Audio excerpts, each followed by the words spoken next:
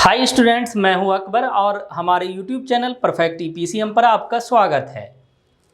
आज हम real number पे ये तीसरा वीडियो है। एक रियल नंबर पे हमने उसका इंट्रो वीडियो बनाया था जिसमें बेसिक्स क्लियर करवाए, एक में जैसे आधारभूत प्रमेय वगैरह था वो क्लियर करवाया, HCF LCM का फंडा बताया। अभी HCF LCM के कुछ एग्जाम्पल्स पे हम 2 वीडियो और बनाएंगे। इसमें हम परिमेय संख्या, परिमेय अपरिमेय लेंगे। परिमेय अपरिमेय क्या कि हम जैसे बेसिक में बताए थे कि कुछ परिमेय संख्या उन संख्याओं को कहते हैं जिनको P/Q के रूप में लिखा जा सके, यानी बट्टे के रूप में। अगर हम इसको आम हिंदी में बोले तो बट्टे के तौर पे लिख सके, भिन्न के रूप में। तो बता चुके हैं कि जैसे शांत दशमलव होता है तो उसका निरूपण किया जा सकता है, लेकिन कुछ रूट की संख्याएं जो हैं वो अपरिमेय कहलाती हैं क्योंकि उनका कोई निश्चित जो है वो भाग नहीं होता या वो कटती नहीं है, इस वजह से उनको परिमेय। तो ये प्रूव्ड करने को कहा जाएगा और ये सवाल आता है कि बताइए, प्रूव्ड करके दिखाइए, सिद्ध करके दिखाइए कि √5 परिमेय संख्या है। √5 परिमेय संख्या है।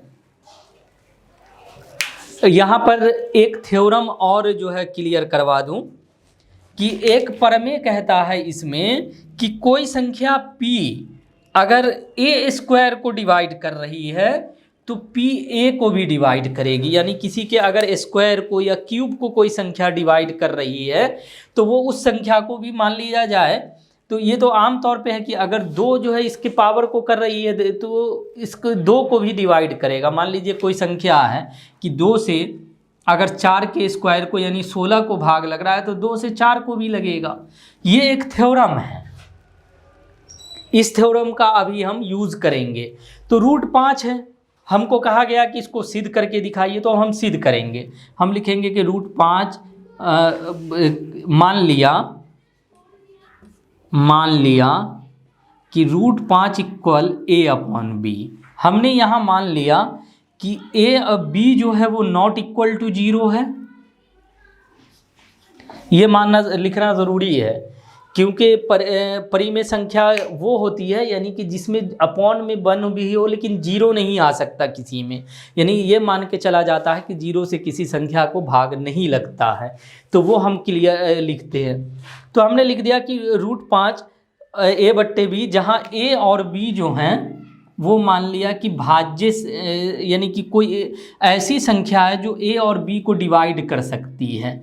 मान लिया कि ये भाज्य संख्या है, मान लिया कि ये कोई एक आएगा, मान लिया p या q, उससे ये दोनों में डिवाइड लग जाएगा। हमने ये मान लिया है कि √5/a/b जो है वो भाज्य संख्या है, मतलब इसमें किसी संख्या से भाग लग सकता है। तो अब हम ये भी मान लेंगे कि इसको भाग देने पे अब कोई P/Q ऐसी संख्या आएगी कि जो अभाज्य होगी, जहाँ P और Q अभाज्य होगा, यानी इनमें किसी से भाग्य नहीं लगेगा। ये भी मानेंगे, लिखते चलेंगे हम। यानी कि पहले लिख देंगे ये कि जहाँ वो भाज्य है यहाँ लिख देंगे कि अभाज्य है। अभाज्य यानी कि अब इसमें कोई भाग नहीं लगेगा। अब इसको थोड़ा और आगे सॉल्व करते हैं। अभी तो √5/PQ है, इसको जो अलजेब्रा वगैरह में हम करते हैं इसका हम रूट हटा देते हैं। स्क्वायर करके हम चाहे तो कोई एक तरफ जो संख्या होता है उसका रूट हटा सकते हैं। तो यहाँ पे √5 का स्क्वायर और P/Q का स्क्वायर कर देंगे। तो √5 का जब स्क्वायर होगा तो 5 हो जाएगा, ये P/Q हो जाएगा, P²/Q²। आगे अब हो जाएगा P² = 5Q²। अभी हमने एक प्रमेय पढ़ा कि A अगर B² को भाग देगा तो A B को भी भाग देगा। अगर वही फॉर्मूला यहाँ लग जाएगा कि 5 अगर Q² को डिवाइड कर रहा है, 5 अगर Q² को डिवाइड कर रहा है तो वो P को भी डिवाइड करेगा। अगर 5 Q को डिवाइड कर रहा है तो P को भी डिवाइड करेगा, यानी P² को भी करेगा। अगर 5 Q² को डिवाइड कर रहा है, चूंकि लिख देंगे, चूंकि 5 Q² को भाग दे रहा है, या 5 क्यू स्क्वायर को भाग दे रहा है, यानी ये क्यू स्क्वायर 5 से भाज्य है, तो पी स्क्वायर भी, इसलिए पी स्क्वायर भी 5 से भाज्य होगा। पी स्क्वायर भी, और जब पी स्क्वायर 5 से भाज्य होगा तो पी भी 5 से भाज्य होगा, पी भी 5 से भाज्य होगा। लेकिन हमने तो यहाँ माना था कि P अपॉन Q को हमने कोई ऐसी संख्या माना था जिसमें कि किसी से भाग ही ना लगे, 100 अभाज्य माना था, क्योंकि पहले हमने A अपॉन B ऐसी संख्या मानी थी कि जिसमें भाग लग जाए। फिर हमने सोचा कि कोई एक संख्या ऐसी आएगी जो A और B दोनों को भाग दे देगी, और एक ऐसी अल्टीमेट संख्या हमको मिल जाएगी जिसमें किससे भाग ना लगे। लेकिन ये चीज़ तो यहाँ कह रही है कि P 5 से भाग लगेगा, यानी P और Q दोनों में भाग लगेगा, दोनों भाज्य संख्या है। ये तो उल्टा हो गया, और यही उल्टा होना इसको सिद्ध कर देता है। क्यों? क्योंकि हमने माना ही गलत था। हमने रूट जो 5 था उसको हमने P अपॉन Q मान लिया था, हमने रूट 5 को परिमेय संख्या मान लिया था, जबकि रूट 5 को हम P अपॉन Q के रूप में नहीं लिख सकते हैं। तो यहाँ पे हम यही लिख देंगे कि P रूट 5, हालांकि ऐसा नहीं है, हालांकि P और Q 100 अभाज्य है। ऐसा इसलिए हुआ, या ये विरोधाभास इसलिए उत्पन्न हुआ, ऐसा इसलिए हुआ क्योंकि हमने शुरू में ही गलत मान लिया था, गलत धारणा ले ली थी, क्योंकि हमने गलत धारणा ग्रहण कर ली थी। हमने गलत धारणा ले ली थी कि भाई वो P अपॉन Q के फॉर्म में हम रूट 5 को लिख देंगे। नहीं लिख सकते हैं, रूट 5 को जो हमने P अपॉन Q के फॉर्म में लिखा ये गड़बड़ है। तो ये वाला तरीका देख लीजिए, इसमें बहुत सारे स्टूडेंट फंसते हैं। इसमें बहुत आसान है, अगर देखेंगे तो पहले क्या कीजिएगा कि कोई संख्या अगर दी जाती है उसको पहले कोई एक फॉर्म में लिखिएगा कि मान लिया कि A/B, जहाँ या P अपॉन Q आपको जो सूट करे वो लिख दीजिए कि A/B, जहाँ A और B में किसी संख्या से भाग लग सकता है, यानी ये भाज्य संख्या है। फिर लिखिएगा कि ऐसा करने पे हमें कोई ऐसी संख्या प्राप्त होगी P अपॉन Q, एक अगर A अपॉन B मानिएगा तो दूसरा P अपॉन Q मान लीजिएगा, या अगर P अपॉन Q मान रहे हैं तो दूसरे को R अपॉन S मान लीजिएगा। तो P अपॉन Q एक ऐसी संख्याओं का सेट आएगा हमारे पास जिसमें किसी से भाग नहीं लगेगा। फिर दोनों का ये लेकर के स्क्वायर करके यहाँ लाइएगा, फिर ये दिखाइएगा कि ये थ्योरम कहता है कि ये इससे भाग लगता है, तो इसका मतलब P और Q में तो भाग लगेगा। फिर आगे लिख दीजिएगा कि ऐसा विरोधाभास, ये विरोधाभास की स्थिति इसलिए उत्पन्न हुई क्योंकि हमने मान ही गलत लिया था। हमने ये मान लिया था कि ये परिमेय संख्या है, जबकि ये परिमेय नहीं है, अपरिमेय है। तो इससे ये सिद्ध हो गया कि रूट 5 अपरिमेय संख्या है। इसका 2 तरह का सवाल होगा, दोनों बता देता हूँ इसमें, तो वो आपका क्लियर हो जाएगा। एक तो ऐसे आएगा कि रूट 5 को प्रूव्ड कीजिए, रूट 7 को, रूट 3 को, तो किसी संख्या का लेकर के, और एक इस तरीके से आएगा कि 3 प्लस में रहेगा, 3 + 2 रूट 5 है। ठीक है, इसको कहेगा सिद्ध कीजिए कि 3 + 2 रूट 5 परिमेय संख्या है।